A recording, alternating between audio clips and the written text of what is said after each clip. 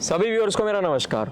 आज की इस वीडियो में आप सब लोगों के सामने कौन है इनकी इंट्रोडक्शन देने की मुझे लगता है नहीं कोई ज़रूरत है, बाकी फिर भी एक बार सर खुद अपनी इंट्रोडक्शन दे देंगे। लेकिन मुझे जहाँ तक लगता है पूरे इंडिया में जितने भी यंगस्टर्स हैं 18 साल से 25 साल की एज के बीच में, जो भी कोई ऐसा होगा ना पूरे इंडिया में जो पढ़ते होंगे, और इंडिया में एजुकेटेड लोग तो हैं ही, पढ़ते लिखते तो हैं ही लोग, तो 18 से 25 की उम्र में जितने भी लोग हैं सब लोग सर को जरूर जानते होंगे, कभी ना कभी सबने सर को जरूर देखा होगा। मैं तो इंट्रोडक्शन ऐसे ही दे देता हूँ, वो ज्यादा ठीक रहेगा। नमस्कार, मैं अभिनय आप सबका आज इनके चैनल पे स्वागत करता हूँ। कैसे हैं दोस्तों? उम्मीद करते हैं कि अच्छे होंगे। आज इनकी तरफ से हमें ये इनविटेशन आया कि कुछ बातें हम इनके साथ बैठ के डिस्कस करें जो आप सब देखने वालों को फायदा पहुंचा पाए। कुछ ऐसी काम की बातें जहाँ पे आप अटक रहे हैं अपनी लाइफ में, हम आपको कुछ बता पाए। तो आज के सेशन में यही सब बातें होने वाली हैं, मुझे भी लगता है। बिल्कुल सर। सबसे पहले इनका मूंछों का भी फैन हो गया मिलने के बाद। सबसे पहले तो मैं सर को थैंक्स बोलना चाहूंगा कि सर ने इतने बिजी शेड्यूल में से हमारे लिए समय निकाला, क्योंकि मैंने जैसा देखा सर इतने बिजी रहते हैं हर जगह, मतलब यूट्यूब पर भी इतना पढ़ाते हैं फ्री ऑफ कॉस्ट, तो वही है कि इतना समय निकालना बड़ा मुश्किल है सर के लिए।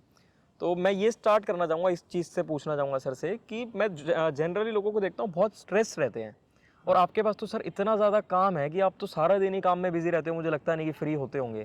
तो आप कैसे ऐसा रखते हो? कभी लगता ही नहीं सर आपको स्ट्रेस है? बिल्कुल स्ट्रेस फ्री दिखते हो आप। हाँ, मतलब ये चीज मुझे लगता है, आप पूछ रहे हैं मैं भी सोच रहा हूँ कि मैं रहता, मतलब मुझे टेंशन होती नहीं है किसी बात की। जैसे मैं एक चीज टेंशन क्यों भी नहीं होती, उसकी वजह भी क्योंकि मुझे ना कहना एक तो आता है। जैसे कि मेरा शेड्यूल पैक है, मैं ये काम कर रहा हूँ। जैसे अब मैं अगर आप ही का केस लूँ, आपने पूछा कि किस वीकेंड हम मिलेंगे, तो जिस वीकेंड मेरा पैक था मैंने आपको कहा कि नहीं मिल पाएंगे, मैनेज करते हैं, अगले दिन मिलेंगे। आज जब आपके साथ में बिजी था तो कई और लोगों की या और काम मेरे पास आए तो मैंने उनको कह दिया नहीं आज मेरा ये टाइम यहाँ बिजी है।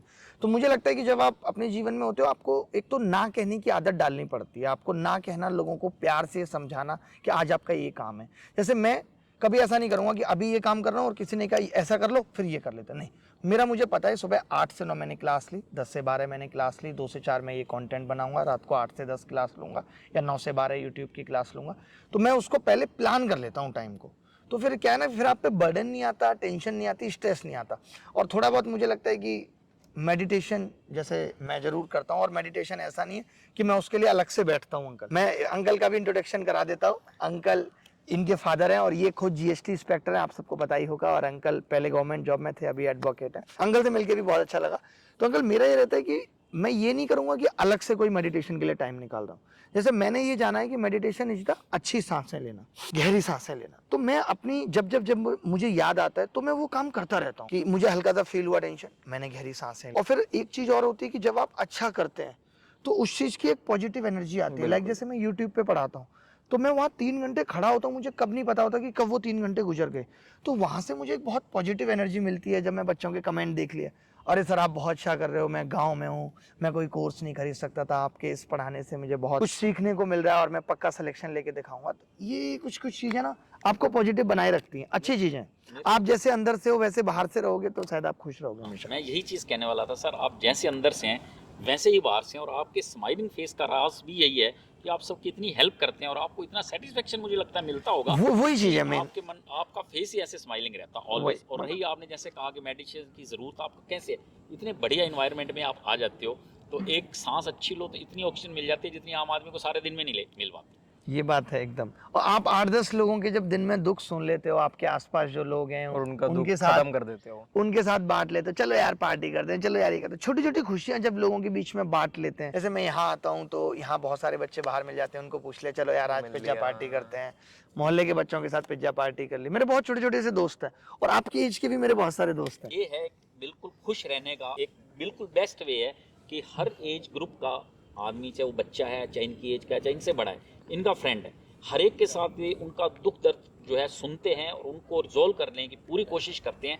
इसलिए सर इतने फिट हैं। ये चीज़ महसूस करोगे कि सर हमेशा हंसते रहते हैं, खुश रहते हैं, यही मुझे लगता है इनका राज। मुझे लगता है सर ने अभी इतनी छोटी सी बात कही, कहने को तो छोटी बात है, लेकिन इस छोटी बात से सर ने 4 संदेश दे दिए, जो मुझे लगा कि सर ने क्या 4 संदेश दिए। सबसे पहला संदेश सर ने दिया कि आपको ना कहना आना चाहिए। स्टूडेंट्स तैयारी कर रहे हैं सर, सबसे ज्यादा ना बर्बादी करते हैं दोस्त यार। पहले एक दोस्त का फोन आ जाएगा, चल ये खाने चलते हैं, दूसरे का आ जाएगा वहां चलते हैं। मेरा फ्रेंड सर्कल इतना बड़ा था सर, लेकिन मैंने ना बोलना सीखा। तो ये आपको भी सीखना है कि ना बोलना आना चाहिए।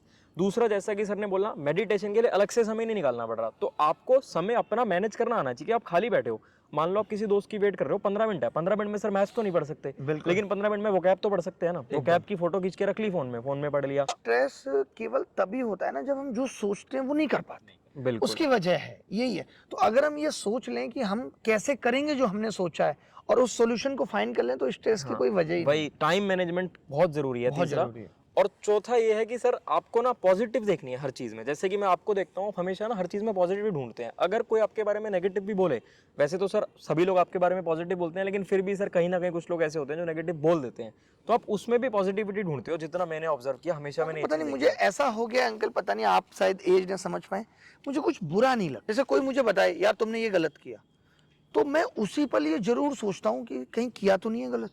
मतलब मैं तुरंत उस बात को खुद से मान के देखता हूँ। मतलब मुझे ऐसा लगता है आप लर्निंग Learning तभी कभी आ खत्म सकती है नहीं जब होनी आपको चाहिए। अपनी मिस्टेक पता तो चले। और देखो सर कितने ब्रॉड माइंडेड हैं। अगर कोई इनके लिए नेगेटिव कमेंट भी देता है, वैसे तो शायद ही कोई देता होगा, तो उसमें देखते हैं कि वाकई वो कमज़ोरी है तो उसको दूर किया जाए, और नहीं है तो चलो जिसने दिया है दिया है। तो मुझे नहीं लगता इनमें कोई कमज़ोरी है। मतलब इसीलिए शायद बुरा भी नहीं लगता, क्योंकि जब आप गलत नहीं करोगे, कोई कह भी दे तो आपको बुरा नहीं लगेगा। तो बुरा ना लगने की वजह ये, और टाइम मैनेजमेंट जैसे आपने कहा बहुत ना, जरूरी स्ट्रेस है। की वजह वही। अब आप मोबाइल पे 1 घंटे खराब कर लोगे तो आपको हाँ, खराब लगेगा, ऑब्वियस बिल्कुल। सी बात है। तो जो हम कर रहे हैं हर दिन, जो हम कर रहे हैं, ठीक है आज हमने कुछ गलतियां की, तो कल हमें आज की गलतियों से सीख के आगे बढ़ना है। क्योंकि मैं एक चीज बड़ा खूबसूरत तरीके से कहता हूँ कि एक जीवन पर्याप्त नहीं है सभी अनुभवों के लिए, बिल्कुल। औरों के जीवन से सीखना पड़ेगा। जैसे मैंने अंकल से आते ही तुरंत पूछा कि आप कैसे फिट रहते हैं, कैसे अपने आप को ठीक रखते हैं और आपके साथ इन्वॉल्व रहते हैं। मैं हर चीज़ जानने की कोशिश करता हूँ। कहीं भी जाऊँगा, कोई बच्चा अपने पिताजी के साथ है, मैं उससे पूछ लूँगा बेटा आपका कैसा है। मतलब मुझे सबसे बात करने की आदत है। सर मैं सबके। एक चीज और पूछना चाहूंगा आपसे कि आपकी कई साल पहले सरकारी नौकरी लग गई थी, और आज की डेट में भी सरकारी नौकरी बहुत बड़ी बात है। कुछ साल पीछे चले जाओगे तो और बड़ी बात होती और थी। बड़ी बात उस समय पर आपने सरकारी नौकरी ना करके ये डिसीजन लिया कि मैं सरकारी नौकरी नहीं करूंगा, मैं और लोगों की सरकारी नौकरियां लगवाऊंगा। सर ये एक लाइफ चेंजिंग डिसीजन है, क्योंकि ये जिंदगी की, ये भी हो सकता है कि लाइफ को पॉजिटिव वे में भी बहुत अच्छा चेंज कर दे, और हो सकता है नेगेटिव वे में भी चेंज कर दे।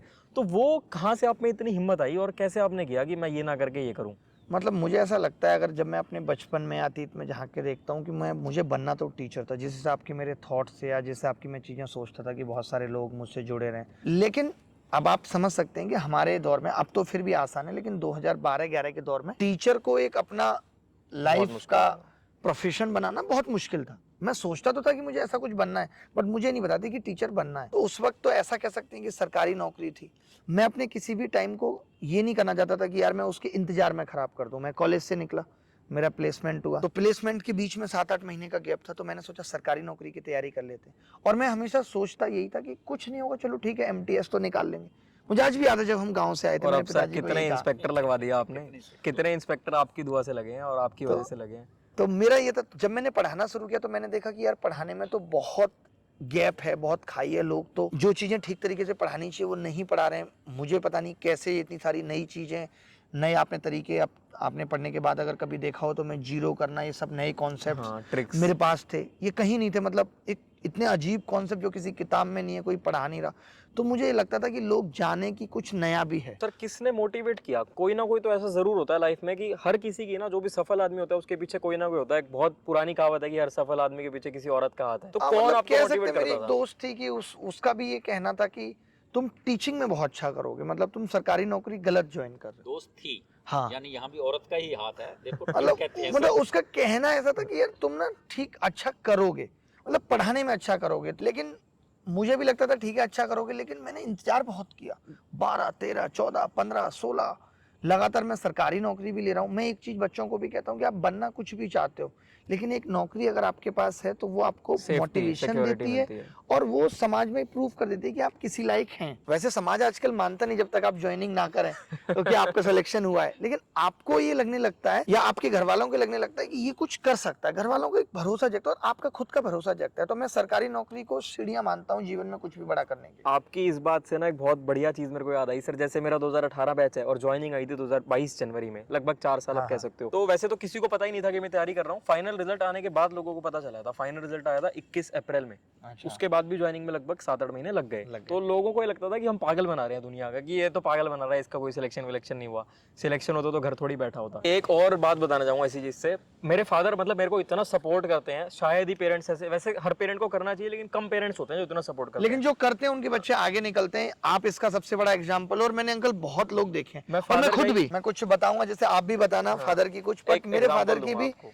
बड़ी इमोशनल स्टोरी रही है अंकल। मतलब मैंने ये देखा है कि मैं अगर पढ़ रहा हूँ, उनका ये रहता था कि मैं पढ़ रहा हूँ, और मुझे सब्जी भी नहीं पसंद आ रही, और मेरा मन है मैं चाय से रोटी खाऊंगा। गांव में चाय से रोटी का बड़ा क्रेज होता है, आम चीज है, मतलब चाय से रोटी जब मिल गई तो बस मजा आ गया। आज भी कई बार खाता हूँ, बच्चे कहते हैं ये क्या है, तो देखो सर को इसके मुंह से भी आप सुन लो कि बहुत बढ़िया चीज है। और निशांत आप विशेषकर आज के बाद मेरे से नहीं पूछोगे मैं कभी कभी चाय से तो वही, अब मम्मी को यार रोटी बनाएगी चूल्हे पे, चाय बनाए तो हाँ ले आओ चाय, ले आओ चाय, आ गई भाई चाय बोलते ही। तो अपना ये रहा है कि तो पिताजी ये थे कि मैं सो गया हूं तो वो बेचारे खुद जग के चाय बना के, जब तक मतलब उनको तसल्ली नहीं मिलती थी जब तक कि वो हमें खिला ना लें चाय से। मैं देख रहा हूं, मैं पढ़ के सो गया तो गर्मी हो रही है, गांव में बड़ी गर्मी, हवा कर देना, मतलब ये चीज मैंने देखी है कि अगर पेरेंट्स का सपोर्ट है तो आप कुछ भी छू सकते हो, आपके अंदर एक हिम्मत बनी रहती है। बिल्कुल सर। और सबसे बड़ी चीज ना कि आपको हारने का डर नहीं है, क्योंकि जब पिता को ये पता होता है कि मेरे बच्चा मेहनत कर रहा है तो उस बच्चे को ये डर भी नहीं लगता कि मेरा सिलेक्शन नहीं हुआ, पापा को पता है मैंने मेहनत की है। जो बच्चे और पेरेंट्स के बीच में आजकल गैप आ गया ना, ये भी एक स्ट्रेस की बड़ी वजह है। इससे ना सर, ये जो आपने भी बात कही, मैं एक चीज़ और बताना चाहूँगा कि मेरे फादर मुझे कितना सपोर्ट करते थे। जैसे 2018 में ग्रेजुएशन खत्म हो गई थी, प्राइवेट नौकरी भी लग गई थी, प्लेसमेंट हो गई थी, लेकिन मेरा डिसीजन था कि मुझे ज्वाइन नहीं करनी। फादर ने फुल सपोर्ट किया, कोई बात नहीं, तेरा जो मन करे तू वो कर, मत कर ज्वाइन। हालांकि अच्छा पैकेज था सर जो मेरी जॉब लगी थी, लेकिन मैंने ज्वाइन नहीं किया था। हाँ जी। तो फादर से दुनिया पूछती थी क्या कर रहा है, क्या कर रहा है, क्या कर रहा है, परेशान कर देती है सर दुनिया, आपको पता ही है। और जो दूर के रिश्तेदार होते हैं ना, सबसे ज्यादा परेशान वो करते हैं। पास के रिश्तेदार होते हैं वो समझते हैं, दूर के रिश्तेदार और दुनिया परेशान करती है। मेरे फादर ने एक चीज बांध रखी थी, हर किसी को पैसा देते थे, पता नहीं यार ये तो बोल रहा है मुंबई जाऊंगा, हीरो बनूंगा, एक्टर बनूंगा, इसके ऊपर भूत सवार है, कि सामने वाला आगे कुछ बोले ही ना। मतलब वो ये जवाब देते थे कि सामने वाला कुछ कहेगा ही नहीं, और मेरे को कहते थे तू मत सोच दुनिया का, तेरा जो मन करे तू वो कर। मतलब इतनी मुझे सर वो मोटिवेशन मिलती थी फादर से। नहीं देखो, फादर का बहुत बहुत मतलब बड़ा योगदान होता है। हमें हार का डर नहीं लगता, हमें लगता है कि मैं जीत ही जाऊंगा। जब एक इंसान मेरे पीछे खड़ा है, वो अपने जीवन के अनुभव सिखाता है, वो बताता है कि कैसे टूटने से बचना है, हर चीज़। आज खैर बच्चे भी कुछ, मैं ही कहूँगा आपके चैनल के माध्यम से, कि अंकल ऐसे हो गए हैं जो पेरेंट्स को कंसिडरेशन ही नहीं देते। बिल्कुल, ये भी बात है। सिर्फ सारा रोल ये नहीं है कि पेरेंट्स सपोर्ट करना चाहते हैं, बट बच्चों को लगता है नहीं ये हमें क्या सलाह देंगे। एक चीज़ है सर, मैं कहना चाहूँगा पेरेंट्स को कभी ये नहीं सोचना चाहिए कि बच्चों से हमें कंसिडरेशन लेना है। हाँ। ये तो एक बिजनेस हो गया ना, बिल्कुल बिल्कुल। प्यार स्नेह नहीं है। अगर पेरेंट्स ये सोचेंगे तो फिर बच्चों को प्यार नहीं दे सकते, वो तो एक बिजनेस कर रहे हैं। बिल्कुल, प्यार और वैसे भी देने की चीज है। हाँ। आप बच्चा क्या कर रहा है नहीं कर रहा है, वो एक आत्मा का निस्वार्थ समर्पण है। और माँ बाप तो करते हैं खैर बच्चों के लिए, उनका प्यार है भी जो निस्वार्थ। सर आज का यूथ है ना, हम भी वैसे आज का यूथ ही हैं, लेकिन जो आजकल के लोग हैं ना, उनमें एक दिक्कत है जो मुझे लगती है, उनको एक तो चाहिए फास्ट सक्सेस। उनको पहली मंजिल से 10वीं मंजिल पे चढ़ना है तो वो सोचते हैं कूद के चढ़ जाऊं, सीढ़ियां चढ़ के नहीं चढ़ना चाहते वो लोग। वही उन्हें एलिवेटर दिखता है लाइफ। हाँ, और दूसरा सर वो उनको पता नहीं कहाँ से सुन लेते हैं मैं डिप्रेशन में आ गया, मेरे को एंग्जाइटी हो रही है। हाँ। काहे का इस उम्र में काहे का डिप्रेशन सर? बिल्कुल। ये कोई 70 साल का आदमी बोले, 80 साल का आदमी बोले, समझ में भी आता है भाई ये 20-25 साल के इंसान को काहे का डिप्रेशन और काहे की जहाँ टेंशन पे सर? माँ बाप का सपोर्ट है, और उन बच्चों को ज्यादा दिक्कत है जिन्होंने सपोर्ट को भुनाया नहीं। अब माँ बाप का एक लिमिट है कि भाई उनके पास कोई बहुत पैसा नहीं है, उन्होंने 1-1.5 साल आपका सपोर्ट किया हो, आपको भी ये बात पहले से पता थी कि 1-1.5 साल में मुझे सिलेक्शन लेना है, लेकिन आपने नहीं मेहनत की। कहते हैं ना, आज लग जा गले फिर कभी ये हंसी रात हो ना हो। यानी जब मौका मिले जीवन में तो उसको भुनाना भी है। जिंदगी बहुत मौके नहीं देती, एक देती है, 2 देती है, लेकिन बार बार नहीं देगी। और कुछ भी अपने आप नहीं मिलेगा, सब कुछ लौटेगा। जैसा बीज बोएंगे, जैसे कर्म करेंगे, जो रात में खाक छानेगा, तपेगा, उसको सफलता मिलेगी। बिना मेहनत के किसी को कुछ नहीं। मतलब ये जो डिप्रेशन विप्रेशन की बातें हैं सर, ये सब ना मेरे हिसाब से मुझे लगता है कि ये ना भाग रहे हैं उस चीज से, ये सहारा ले रहे हैं बहाना बना के कि हम डिप्रेशन में आ गए, हम इसलिए ये नहीं कर पाए, हम मैं इसलिए तो वो नहीं कहता कर हूँ पाए। कि पढ़ाई ना करने के 100 बहाने हैं, लेकिन पढ़ाई करने के 1000 मकसद हैं। 1000 मकसद हैं। माँ बाप को खुश देखना है, माँ बाप के चेहरे पे हंसी लानी है। बड़ा मुझे बहुत अच्छा लगा अंकल, स्पेशली आपसे मिलके, कि आप इतने खुश हैं। दोनों बच्चे जब सफल हो जाते हैं जिसके भी, तो माँ बाप को एक अलग रहता है। एक चीज मैं और कहना चाहूंगा, देखो सोना है ना, सोना सबसे कॉस्टली मेटल है, उसको भी गलाना पड़ता है, तपाना पड़ता है, तब वो गहना बनता है। तब वो गहना तो ये बनता है। मेहनत सेब तो देनी आप पड़ेगी। कितने इंटेलिजेंट हो, मेहनत के बगैर आप गहना नहीं बन सकते। तभी आप सक्सेस ले सकते हो जब आप मेहनत करो। आप सर इतने बिजी शेड्यूल में से समय निकालते हो सर, थोड़ा सा इस चीज़ पे लोगों को बताओ कि वो टाइम मैनेज कैसे करें। कि आप देखो इतने बिजी हो, मुझसे भी मिल रहे हो और भी बहुत लोगों से मिलते हो सर, आप इतने बिजी होने के फिर बाद भी मैं प्रेजेंट में ही जीऊंगा। अभी आपके साथ बैठा हूं तो अभी आपके साथ आनंद लूंगा। This is the peace of life. जो लोग पास्ट को लेके परेशान है वो डिप्रेशन का बहाना कर रहे हैं, जिन्हें फ्यूचर की चिंता है वो एंजाइटी का कर रहे हैं। और मैंने खुद ये फेजेस, मैं यहाँ पे बिल्कुल ऐड करूंगा कि मैंने अपनी लाइफ में ये फेजेस फील किए हैं। जब आपको बहुत जल्दी एक साथ बहुत ज़्यादा जिम्मेदारी आ जाती है। मैं यूट्यूब पढ़ा रहा था, ऑफलाइन क्लासेस पढ़ा रहा था, तब मेरे पास वक्त नहीं होता था, और मैंने कैसे वो टाइम काटा है कि मैं सो नहीं पा रहा हूँ। लेकिन वो जो 1-2 साल का पीरियड था मेहनत का, मैंने ये सोच के उसको निकाला कि ठीक है अभी एंजाइटी है या कुछ भी है, मैं धीरे धीरे करके इसको ठीक करूंगा। मैंने उस दिशा में काम करना शुरू किया और आज मैं कर पाया उसको ठीक। जब आपके मन में कभी ये नहीं आया कि आप इतने बड़े बन गए और कोई भी छोटा आदमी आपसे समय मांगता है, आप अपने इतने बिजी शेड्यूल से जरूर समय निकाल के उसको देते हो, कभी आपके मन, आप सेलिब्रिटी से भी ऊपर मैं समझता हूँ आज अरे के डेट नहीं में, अंकल, तो मतलब आपके कोई भी मन में कभी ये चीज नहीं आई कि मैं किसी से भी मिल कोई रहा हूँ, बनारस से किसी बच्चा मैसेज कर दे, यहाँ पे कितने सारे बच्चे, ये सिर्फ प्लेस इसीलिए है, पता है बच्चे यहाँ रुकते हैं 2-2 दिन आके, फार्म में। किसी को यही सर मुझे मिलना है आपसे और आप मुझे बुला लो, हम उसको टिकट बेच के बुला के और यहाँ मिलते हैं। मैं मुझे अच्छा लगता है कि कोई अगर मिलना चाह रहा है तो ये हमारा सौभाग्य है। सर जिस लेवल पे हम आप उस हो ना, लायक हैं कि इस लेवल पे पहुंच के तो लोग बात भी नहीं करते औरों से, कुछ लोग ऐसे हो जाते हैं, लेकिन ये आपकी सर बहुत अच्छी बात है कि आपने अपने आप को इतना डाउन टू अर्थ रखा हुआ है अभी तक, इतने मुझे मॉडल। लगता है मैं अंकल सब कुछ समझता हूँ कि आपके पेरेंट्स के संस्कार भी हैं आप में, जो आप ये सब कर रहे हो कि भाई आप ऐसा नहीं देख रहे कोई बड़ा है या छोटा है, जो भी मिलने आ रहा है आप उनको समय दे रहे हो, उन्हें रहने की भी जगह दे रहे हो, जैसा कि आपने। अंकल पता है असली जीवन का सुकून या खुशी यही है। जैसे अब यहाँ पे जो आप देख रहे होंगे, जो ये माली पूरा ये देखते हैं, इनके बच्चे भी यहाँ रहते हैं, मेरी इनसे भी बड़ी अच्छी दोस्ती है, बड़ा प्यार है। मैं आता हूँ इनको पूछ लेता हूँ, अरे भाई तुम लोगों की तबीयत ठीक है, कोई बीमार है, चलो मैं प्रैक्टो से दिखा देता हूँ, मेरे फोन में है। मतलब मुझे लगता है कि आपके पास अपना कुछ नहीं है, ये सब कुछ लोगों का प्यार ही है, जो लोग किस्मत कहते हैं। जैसे आज मेरे कम एफर्ट से काम बन जाते हैं, तो मुझे लगता है कि मेरी किस्मत अच्छी है, लेकिन लोगों को लगता है किस्मत अच्छी है, लेकिन वो किस्मत इन कर्मों से ही बनी है कि आप अच्छा करते रहो। जरूरी नहीं जिसके साथ आपने किया वो लौटाएगा, कोई और लौटाएगा। जो लोग किस्मत की बात करते हैं ना, मुझे एक मेरे टीचर होते थे, मैं 9th-10th में जिनसे पढ़ता चाय लो था यार, बड़ी अच्छी सर, चाय। मैं पीता नहीं सर। अच्छा आपने चाय पी थे? टेस्ट ही नहीं पता सर चाय का। ये आप ये देखो कि ये चाय नहीं है एक तरीके सर मेरे को टेस्ट ही नहीं पता आज तक। अरे अरे मैं बिस्किट ले लूंगा सर। हाँ कोई बात तो वो मेरे आप टीचर तो होते पीते हैं थे। ना अंकल? मैं मैथ्स पढ़ता था 9th-10th में, 9th में मेरी 10th में 10th 11th 12th में मैंने मैथ्स पढ़ी थी उनसे। उन्होंने ना एक बार एक बात बोली थी, आज तक मेरे को याद है। उन्होंने कहा था अगर कोई तुम्हें ये कह देना कि तुम किस्मत की वजह से ये चीज कर पाए हो, तो वो तुम्हारी मेहनत को गाली दे रहा है। और ये सच्चाई है सर कि आप इतनी मेहनत करके आप यहाँ तक पहुंचे हो, अगर कोई कह देना कि किस्मत की वजह से कर पाए, वो गलत है। किस्मत भी है, किस्मत तो फैक्टर है ही, बनी आपके कर्मों से। हाँ कर्मों से ही है ना सर, पेरेंट्स का आशीर्वाद भी है, सब कुछ है, लेकिन जो आपने मेहनत करी, जो कर्म करे, उससे बना सर। एक चीज और मैं सर आपसे पूछना चाहूंगा, जैसे कि मैंने आपकी वीडियोस में देखा है कई बार, और मैं खुद भी पर्सनली सबको ये चीज कहता हूँ, आपकी भी मैंने कुछ वीडियोस में देखा, आप ये कहते हो कि बहुत ज्यादा मुश्किल के पीछे मत भागो। कई बार मैंने देखा आप बताते हो कि कुछ स्टूडेंट्स हैं जो बहुत मुश्किल सवालों के पीछे भागते रहते हैं, वो नहीं भागना चाहिए, उससे और खराब होती है प्रिपरेशन। लेकिन अभी भी जैसे कि मैं देखता हूँ लोग मुश्किल के पीछे भागते हैं, अगर कोई आसान पढ़ा रहा है ना तो उनको वो टीचर ठीक नहीं लगता। तो थोड़ा सा इस पर सर क्या कहना चाहोगे आप स्टूडेंट्स को? यार मैं यहाँ पे ना स्टूडेंट और टीचर्स दोनों को ही कहूँगा, वो ज़्यादा सही रहेगा, क्योंकि कुछ टीचर्स से टेंशन में आ जाते हैं यार आसान पढ़ा रहे हैं। मैं ये कह रहा हूँ ठीक है, आपको ना जैसे आप देखो, ये तो तय है कि आप जिनको पढ़ा रहे हो तो उनके मन को खुश रखना ही आपकी जिम्मेदारी है। आपको पता है कि ये एग्जाम ओरिएंटेड है। जैसे मेरा जो पढ़ाने का तरीका है, मैं क्या करूँगा, ठीक है मैंने कॉन्सेप्ट बताया जो मेरे पढ़ाने का तरीका है, फिर मैं ये दिखाता हूँ, ये 2 सवाल बता दिए, फिर किसी बच्चे ने बोला कि सर बड़ा आसान है, फिर मैं उनको 4 सवाल दिखा दूंगा प्रीवियस ईयर की, देखो आ तो यही रहा है, फिर भी अगर तुम्हें लगता है कि 1-2 सवाल और ऐसे हैं जो आ सकते हैं, तो एक सवाल वो डाल दो, क्या ही हो जाएगा, एक सवाल और सिखा देंगे। तो मैं कहता हूँ मिश्रण रहना चाहिए, जैसे रिजिड नहीं होना जीवन में कभी, बहुत मुश्किल पढ़ना है नहीं, बहुत आसान पढ़ना है नहीं, सब कुछ मिला जुला के पढ़ना है। कॉन्सेप्ट भी पढ़ने हैं, ट्रिक्स भी पढ़नी है, आसान चीज़ें, लेकिन सिलेबस के दाएं बाएं होकर ही, ये ना हो कि हम बीटेक में एमबीए की तैयारी, वो चीज़ नहीं होनी चाहिए। अति अच्छी नहीं है, आसपास चलेगा।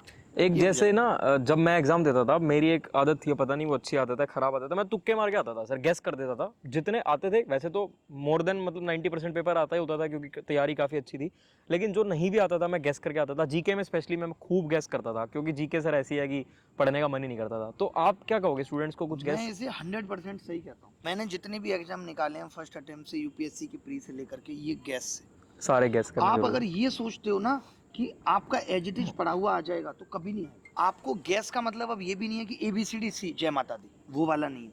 गैस का मतलब है मुझे ये पता लगा कि इस सवाल का उत्तर 570 से बड़ा ही होगा। हाँ। अब 2 ऑप्शन ऑलरेडी दिमाग लगा कर, मतलब दिमाग लगा के गैस करना ही पड़ेगा। आप ये सोचो कि मैं 90 करके आऊंगा एग्जैक्ट, तो इस बात की गारंटी है कि 90 में आप लाख मर्जी कोशिश कर लेना, 2-4 गलत होंगे ही होंगे। जो बचे हुए 10 हैं, अगर आपने उसमें रिस्क लिया भी है, आप देखते हैं कि जैसे 1/4 यानी 10 में 2 भी सही हो गए तो 0 है, और 2 से ज्यादा सही होने की प्रोबेबिलिटी है। बिल्कुल। तो आपको नुकसान कभी नहीं होगा। मैं तो ये कहता हूँ कि जरूर लगाना चाहिए अगर आप सच में अच्छे मार्क्स लेके आना चाहते हैं। फायदा होगा, नुकसान कभी नहीं होगा। क्यों होगा? सीधे सीधे देख लो, 4 में 1 सही होने की प्रायिकता 1/4 प्रोबेबिलिटी, और आपको नेगेटिव की देखें तो बिल्कुल इक्वल। तुक्के लगाने में भी मैथ्स लगानी है। हाँ, मैथ्स लगानी है। और तुक्के का मतलब वो बिल्कुल भी नहीं है कि आंख बंद करके लगाना है, थोड़ा सा देखना है कि यार ये नहीं हो सकता, ये हो सकता है।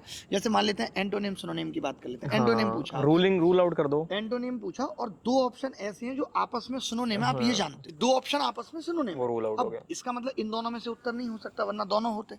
तो जो बचे हुए दो हैं इनमें से एक आपको लेना पड़ेगा। सर इस चीज पर ना मैंने कुछ समय पहले, कुछ महीने पहले एक वीडियो बनाई थी स्पेशली, जैसे कि आपने बताया 10 में से 2 सवाल सही, तो मैंने ये चीज पूरी अच्छे से एक्सप्लेन करी थी उस वीडियो में।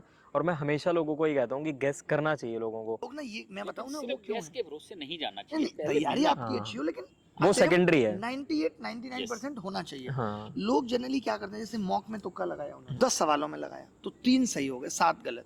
तो वो अपने माइंड को ये फीड कर लेते हैं, अरे 7 में तुक्का लगाया था, 7 गलत। तो 3 सही में से पॉजिटिव ही तो चले गए सर वो वो। 3 सही नहीं देखते, उनको लगता है वो उनके ज्ञान से हुए हैं। कोई भी, और मैं तो कहता हूँ इसकी आदत मॉक से डालो ना, आप मॉक में लगाओ और देखो आपने 10 गैस लगाए थे कितने सही हैं। आपको अगर ये लगता है कि आपकी किस्मत इतने खराब पेन से लिखी गई है कि कभी आपका एक भी सही नहीं हो रहा, तो मत लेना। लेकिन ये आप मॉक में तो अप्लाई करके देख सकते मैं हैं। थोड़ा सा क्या करता था सर, जैसे अगर मुझे 10 सवालों में तुक्का लगाना है ना, तो मैं 10 के 10 सी कर देता था, 10 मतलब 10 के 10 सेम कर देता था। क्योंकि अगर आप सारे सेम कर दोगे ना, तो कहीं ना कहीं मुझे लगता है प्रोबेबिलिटी ज्यादा होगी कि आपके ज्यादा सही हो पाएंगे। दो सही होने की हाँ, 2 सही तो जरूर हो ही जाएंगे, तो आप माइनस में नहीं जाओगे, कहीं ना कहीं आप प्लस में ही रहोगे। मुश्किल है माइनस में। हम नहीं गए, हमारे इंग्लिश में हमेशा इंग्लिश कमजोर थी, फिर भी एग्जाम लगातार निकाला तो इंग्लिश इतनी तो आती थी कि सिलेक्शन ले सके। सर एक चीज और, लोग ना बहुत ज्यादा जल्दी कि 2 महीने पढ़ के तैयारी निकालो, 3 महीने में पढ़ के तैयारी निकालो, क्या ये चीज संभव है? क्या कोई 3 महीने में पढ़ के एसएससी सीजीएल क्रैक कर सकता है? नहीं, जैसे अब मान लेते हैं किसी की एप्टीट्यूड बहुत अच्छा, उसने कैट की तैयारी की हुई है, इंग्लिश बहुत अच्छी है, शुरू से इंग्लिश मीडियम में पढ़ा है, तो उसके लिए 3 महीने सिर्फ प्रैक्टिस के हैं और थोड़ा बहुत जीएस पढ़ने के हैं, तो वैसा बंदा कर सकता है। बट मुझे लगता है कि मिनिमम 6 महीने तो चाहिए। 6 महीने सच्ची चाहिए तैयारी के लिए। तैयारी के लिए। हाँ,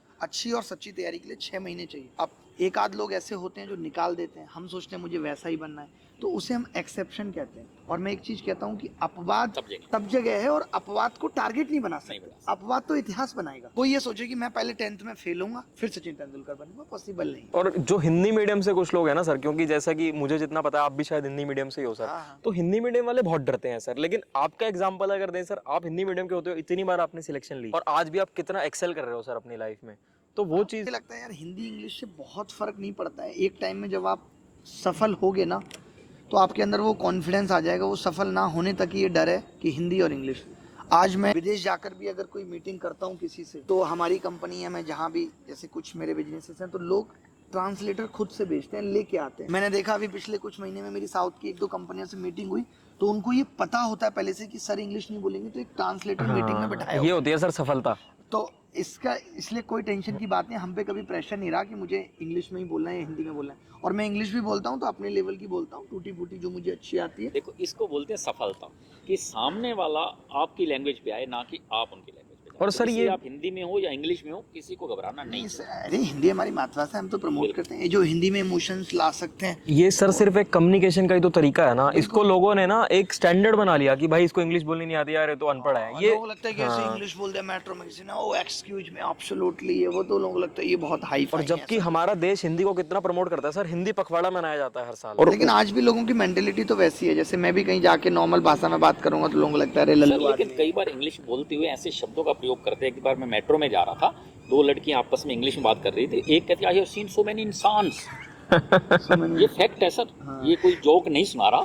तो ऐसी इंग्लिश भी बोल जाते हैं और सामने वाला सोचता है यार पता नहीं क्या बोल रहा है। क्या बोल रहे हैं, कितनी हाई फाई इंग्लिश बोल दी है। एक चीज़ मैं और पूछना चाहूँगा इस सिलेबस से हटके, कि सर आपके मन में कैसे आइडिया आया कि इतना शानदार ये जगह बनाई जाए और करी जाए? मेरे पास भी कुछ ज़मीन है, मेरे मन में कभी आइडिया नहीं आया। यहाँ आके देखा है तो मेरे मन में भी आइडिया आया कि मैं भी जाके वैसा कुछ करने की सोच। अंकल मेरा ये रहा है कि मैंने कभी LIC नहीं कराई, मैंने कभी इंश्योरेंस नहीं कराई कि भाई हेल्थ इंश्योरेंस। मैंने जिंदगी को हर दिन अच्छा बनाने का सोचा। कल का पता नहीं क्या होगा नहीं होगा, लेकिन जिस वक्त जो है उस पल को अच्छे से जी। मुझे लगा यार कि मैं यहाँ शहर में रहता हूँ, अच्छी हवा नहीं है, कुछ बहुत सारे पेड़ पौधे, मैं जाता था कभी उत्तराखंड घूमने जा रहा हूँ, वक्त नहीं मिल पा रहा, तो मैंने कहा क्यों हम यहाँ पे नोएडा में नहीं बना सकते। तो बस ऐसे ही मैंने जो सोचा, मतलब मैं आया यहाँ पे, किसी को पूछा ऐसा बन सकता है, हाँ बन सकता है बिल्कुल। उसके बाद अब आप देखेंगे पिछले 3 साल में यहाँ तमाम आसपास लोगों एक ने से एक बड़े, हमारे ACC सीमेंट के डायरेक्टर साहब, कई सारे हमारे डीएम सब, कई सारे लोग, सब लोग यहाँ पे हैं, मतलब बड़ा मजा आता है। आप सर ट्रेंड सेटर हो हर फील्ड में, मतलब जिस भी फील्ड में आप जाते हो ना, आप उस फील्ड में ट्रेंड सेटर बन जाते हो और एक्सेल कर लेते हो। मतलब लोग जब यहाँ पे आए और लोग ये इस चीज को देखते थे, जिनकी वो यार बड़ा अच्छा है, बड़ा मजा आया,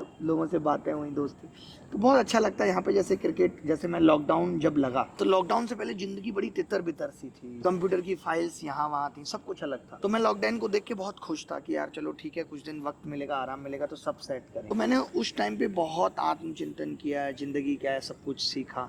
यहाँ पे मैंने कई कई घंटे बिताए, तब मैंने खेलना शुरू किया। मैं कभी बचपन में खेला नहीं, पढ़ाई लिखाई में रह गए। माँ को लगता था कि ये खेलेंगे तो फिर पढ़ाई नहीं करेंगे, तो कभी खेलने नहीं दिया।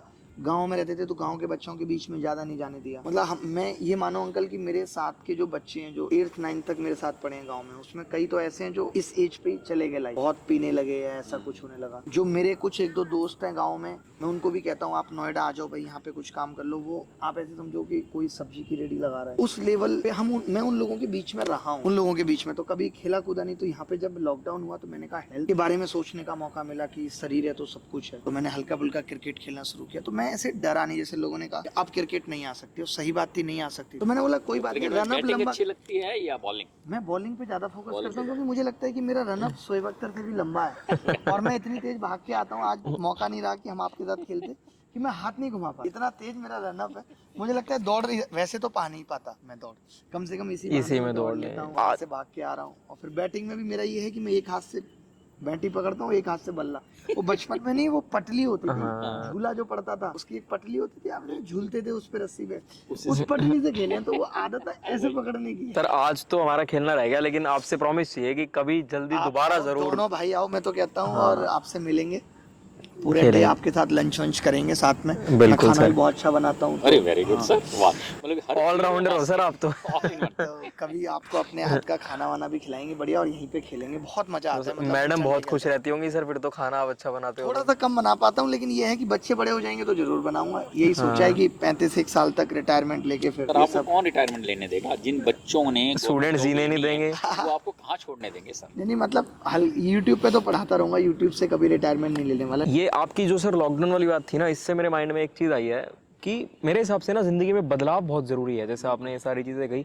देखो लॉकडाउन था, आप वेल इक्विप्ड थे, आप स्टार्टिंग से ऑनलाइन प्लेटफॉर्म पढ़ा रहे हैं, तो आप उस दौरान भी स्टूडेंट्स को पढ़ा पाए लॉकडाउन होते हुए। तो ये वही चीज है कि बदलाव करते रहे आप। अगर आप बदलाव नहीं करते उस समय पर तो शायद आप नहीं पढ़ा पाते उस समय पर। मुझे तो ऐसा लगता है कि अपडेशन के बिना कुछ नहीं है। आप देखोगे कि मैं पहले A to Z क्वांट पढ़ाया, मैंने यूट्यूब पे कई सारे बैचेज पढ़ा चुका हूँ, लेकिन आज भी लोगों के साथ इंगेजमेंट है, उन्हें पढ़ा पा रहा हूँ, अच्छे से समझा पा रहा हूँ। तो उसके पीछे वजह यही है कि अपडेट, अलग तरीके से पढ़ाना, उनको ऐसे पढ़ाना कि अब और अच्छे से समझ पाए, अब और। तो अपडेशन तो सबको करना तो इस चीज को एस्पिरेंट्स को अपनी लाइफ में करना चाहिए कि जैसे जैसे एग्जाम का पैटर्न थोड़ा बहुत चेंज होता है, उनको उस हिसाब से अपने आप को अपडेट करते रहना चाहिए। उनको अपडेट का सबसे बड़ा वजह तो ये है कि आप पिछले साल फेल हो, लेकिन आप अपनी रणनीति में बदलाव अभी भी नहीं कर रहे, तो क्या होगा? फिर फेल हो जाओगे।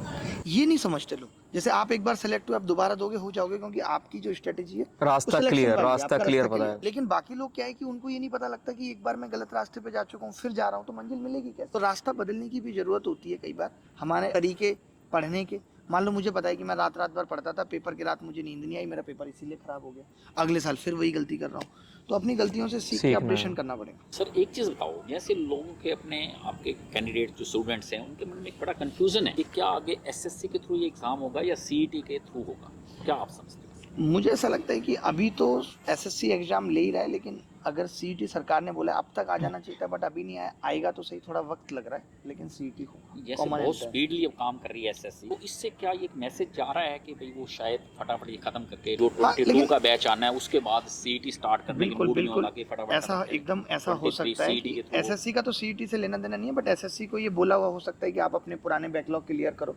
ताकि अब सीईटी अप्लाई किया जाए। लेकिन सर हो सकता है ये शिक्षा में बदलाव होना जरूरी है और ऐसी चीजें आना जरूरी है। कुछ लोग ना डर रहे हैं इस चीज से। मुझे लगता है डरने की जरूरत नहीं है, क्योंकि चाहे सीईटी ले चाहे कोई मर्जी ले, आपका पेपर 2 जमा 2 हमेशा 4 रहेगा, और जो ग्रामर के रूल्स हैं वो हमेशा वही रहेंगे, जो कैब है वही रहेगी। कुछ डरने की बात है नहीं। आप बहाना बना के नहीं निकल सकते। जो रिसोर्सेस हैं, जो हालात होंगे, सीईटी होगा, सबके लिए होगा। तो आप ये नहीं कह सकते कि सीईटी होगा तो मेरा सिलेक्शन नहीं हो पाएगा, क्या होगा? तो फिर अगर आप इतना ही सोच रहे हो तो निकालो ना सीजीएल 2022, लग जाओ, जी जान लगा दो। ये ना अगर सीईटी से सच में डर है तो उस डर को इस एग्जाम में भुना लो। लोग ना अब इसी बात से, जैसे मैं बातों से मुझे कुछ ना कुछ याद आ जाता है, अब इस बात से मुझे एक चीज़ ये ध्यान आई कि बहुत सारे लोग ये बोलते हैं कि आज की डेट में ना सिलेक्शन लेना बहुत मुश्किल हो गया, आज से 5-7 साल पहले बहुत आसान था। जैसे 11, 12, 13, 14 आपने भी उस समय सिलेक्शन लिया, मेरे ब्रदर भी उस समय के सिलेक्टेड हैं, लेकिन मुझे लगता है वो बिल्कुल गलत कहते हैं सर, क्योंकि उस समय रिसोर्सेज नहीं थे। आज रिसोर्सेज कितने हैं। हमने जब सीजीएल की पहली तैयारी की थी तो सिर्फ एक किताब चारों सब्जेक्ट्स की आती थी। बिल्कुल, मेंस में जाके एक किताब गणित की अलग से निकली थी, वो भी पहली बार हाँ। पब्लिकेशन वो एक ही किताब ने उस समय पर इतना था कि वो एक ही किताब चलती थी। चलती थी। तो ऐसा नहीं है, अब तो बहुत आसान है, आप घर बैठ के पढ़ सकते हैं, एसएससी की तैयारी घर बैठ के कर सकते हैं, आपका आने जाने का समय बच रहा है, आप परिवार के बीच में रह के पढ़ सकते हैं, बहुत सारा स्कोप है। आप कितनी नई नई चीज़ें सोचो, हम उस टाइम नई चीज़ें जैसी मैं सिखा रहा हूँ कोई सिखा देता, हम कहाँ से कहाँ पहुँच जाते। अमेरिका पहुंच जाते सीखने, अगर कोई ऐसे सिखा रहा होता तो अब बहुत अलग हैं चीज़ें, कंपटीशन बढ़ गया, ये कह सकते हैं। रिसोर्सेज भी बढ़ गए ना सर, लेकिन Resources उस भी हिसाब बढ़ गए से हैं और वो हमेशा रहेगा। परिवर्तन का दौर है, हर चीज में ही बढ़ रहे हैं, सिर्फ आपके ही फील्ड में नहीं है। बिल्डर से लेकर के आप बिजनेस कर लो, उसमें भी है कंपटीशन, हर जगह है, स्ट्रगल हर जगह, मुश्किल हर जगह। कोई आपको ये कहता है यार मेरा बिजनेस, आप किसी से भी बात करोगे हर आदमी कहेगा कि मेरे बिजनेस में मुश्किल है, मेरे काम में मुश्किल है। तो मुश्किलें हर जगह हैं, मैं हमेशा कहता हूँ परेशानियां हमेशा रहेंगी, वजह बदलती रहेंगी। दूसरे की थाली में घी सबको ज्यादा लगता ही है सर, परेशानियां नहीं पता होती। देखो सर ने कितनी अच्छी बातें बताई, हमारे व्यूवर्स को सर ने बताया है कि आपको किसी चीज़ से नहीं डरना है, मेहनत करनी है, डट के मेहनत करो और ये समझो कि सीजीएल जो 2022 अब आने वाला है वो आपका लास्ट एग्जाम है, ताकि आप उसको क्रैक कर पाओ। और यही सोच मन में आएगी तो आपको क्रैक करना है। और सीट्स के वगैरह में नहीं सोचना कि ज़्यादा है या कम है, आपको एक ही सीट चाहिए, वो सीट आपको लेनी। तो ये सारी चीज़ें सर ने आप सबको बड़े अच्छे से समझाई हैं, इतना अच्छा सर ने समय दिया हमें, तो भाई हम आप सबकी ओर से और अपनी तरफ से सर के बड़े आभारी हैं। बहुत बहुत सर का बहुत अच्छा लगा आपसे मिलके, और मैं तो बहुत सीखता मजा हूँ। आया। तो भाई सबकी तरफ आपकी से एनर्जी इस टाइम भी इतनी है, मतलब लाइफ की सेकंड इनिंग में आप इतना अच्छा कर रहे हैं, इतना इन्वॉल्व हैं। सीजीएल क्या है, वीडियो, ये सब मुझे sir age is just a number, ये सच करके दिखाया सर, ये age is just a number वाली कहावत है ना, ये बिल्कुल सच करके दिखाई। ठीक है, एडवोकेट तो मैं हूँ ही, जॉब भी मैंने देखो 30 साल 33 years मैंने जॉब भी की है, गवर्नमेंट जॉब की है 33 ईयर्स, और ये भी सब तो ठीक है सर, जो बहुत एक्सपीरियंस अच्छा होता है लगा ना, बहुत अंकल बड़ी आपसे चीज़ मिलके, बहुत अच्छा लगा आपसे। आप सर कोई एक मैसेज हमारे व्यूअर्स को देना चाहो सर, वीडियो जाते यार जाते मैं एंड में। तो यही कहूँगा कि डरना नहीं है। मैं कहता हूँ ना कि ऐसा कोई पतझड़ नहीं जिसके बाद पेड़ों पे पत्तियां ना लौटी हों, ऐसी कोई सड़क नहीं जो शहरों को चीरते हुए पते पे ना पहुंची हो, ऐसी कोई रात नहीं जिसके बाद सवेरा ना हुआ हो। वक्त सबका बदलता है, बस सब्र रखना है, आपका भी बदलेगा, सारा जहां अपना होगा। धन्यवाद, थैंक यू वेरी मच।